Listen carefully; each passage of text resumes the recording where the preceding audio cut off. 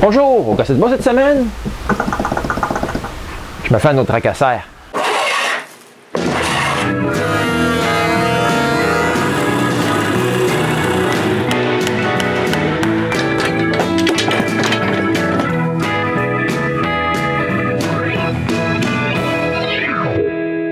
Vous vous rappelez sûrement là, de mon tout premier épisode. J'avais fait un racasseur dans mon atelier qui était dans mon sous-sol. Je l'ai tellement aimé que je l'ai déplacé dans mon nouvel atelier. Mais maintenant, là, il est plein à craquer. J'ai plus de place. Je suis rendu au même point qu'il y a déjà un peu plus que 5 ans. Il y a des serre-joints là, qui traînent un peu partout. Il faut que je fasse quelque chose pour remédier à ça. J'utilise beaucoup plus mes serre-joints baissés que n'importe quel autre serre-joint. Je pense que pour régler mon problème, là, je vais faire un autre racasseur, puis je vais juste garder tous les serre-joints baissés dans l'atelier. J'ai le mur idéal dans la partie de la remise. Il est vide, il ne demande pas plus qu'à recevoir un paquet de serres. Je commence par aller chercher du bois qui me reste de ma construction sur ma mezzanine. Des 2 par 8, là, c'est un peu trop large. Je les refends donc en 2.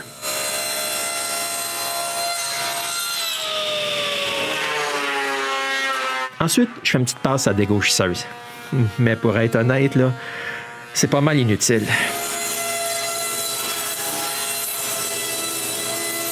Ensuite, je m'assure que les 2 morceaux ont la même largeur avant de perdre mon temps et de les passer dans la raboteuse. Ma fin, là, j'ai quand même 2 beaux morceaux de bois bien propres. Sur mon rack original, là, j'ai plein de petits goujons qui retiennent les serre-joints. Il m'en faut aussi sur mon nouveau. Je marque donc les emplacements de tous les trous, ces 2 supports. Ensuite, je mets mon gabarit à percer des trous en angle à 5 degrés, et je perce un trou sur chaque marque que j'ai faite.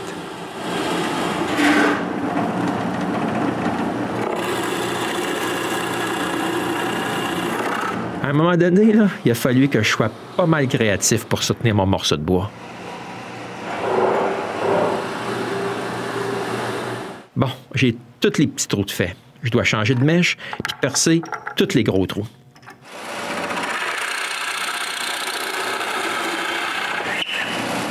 Ouais, je dois avoir mes serre-joints à peu près à cette hauteur-là. Mais les seuls endroits où je suis certain que j'ai de quoi de solide, c'est ici, puis là, juste en haut du mur. Donc, pour pouvoir visser le support si haut, je coupe de courts bouts de bois que je vais retenir au morceau plein de trous avec des dominos.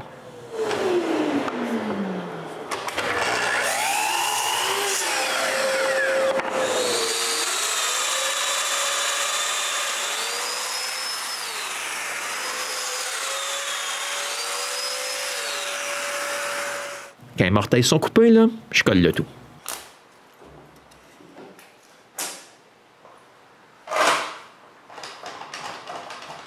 Je laisse tout ça de côté là, pendant que la colle sèche.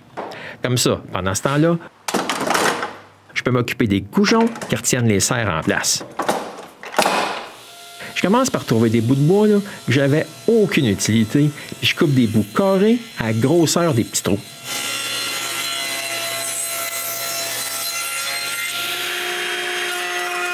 Ensuite, avec une mèche de corderon, je fais des longueurs de goujons. Quand j'en ai assez, là, je les coupe en plus petites longueurs.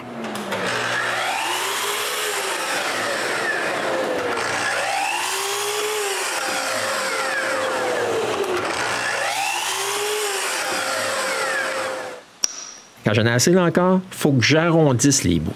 Je commence donc par percer un trou de la même grosseur que les goujons dans une de mes chutes.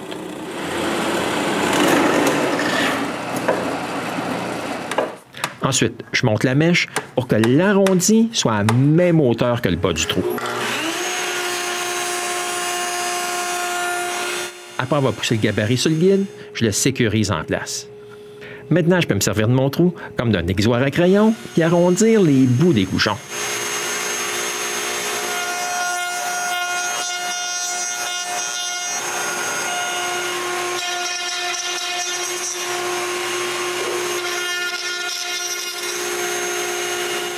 Après un petit bout de temps, là, j'ai un côté de tous les goujons qui sont arrondis. Mais pas l'autre bout qui va s'insérer dans un trou. Lui, là, il est pas mal carré. Pour lui couper les coins, je descends la toupie, puis j'effile l'autre côté.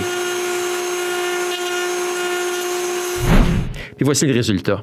Ça va être bien plus facile à l'assemblage. OK, j'ai tous les petits goujons, là, mais il m'en faut des gros aussi. Je refais donc les mêmes opérations, puis je fais d'autres goujons.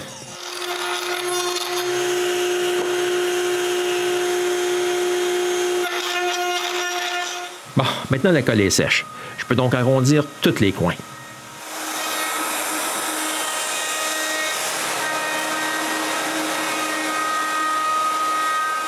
Puis cembler, là, le tout bien doux.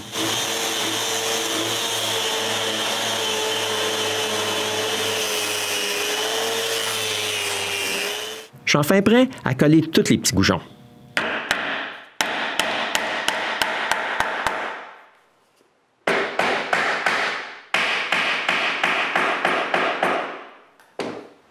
Bon, les voici tous qui sèchent. J'ai juste à attendre un peu, puis je peux vaporiser du fini.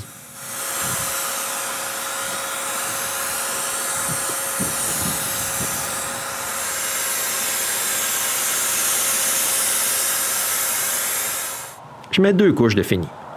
Et juste avant de partir travailler, là, je mets les racks dans l'atelier. C'est sûr qu'ici, là, ils ne se feront pas mouiller dessus. Le lendemain, on peut les mettre à leur place. Je commence par percer un trou, puis ensuite je mets une grande vis.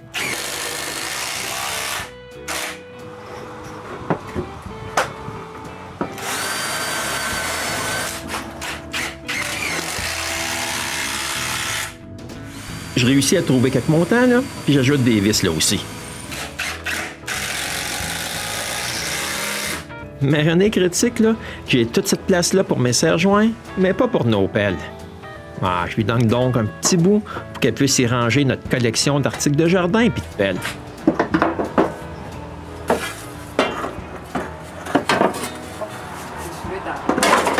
Finalement, je peux ranger mes serre-joints.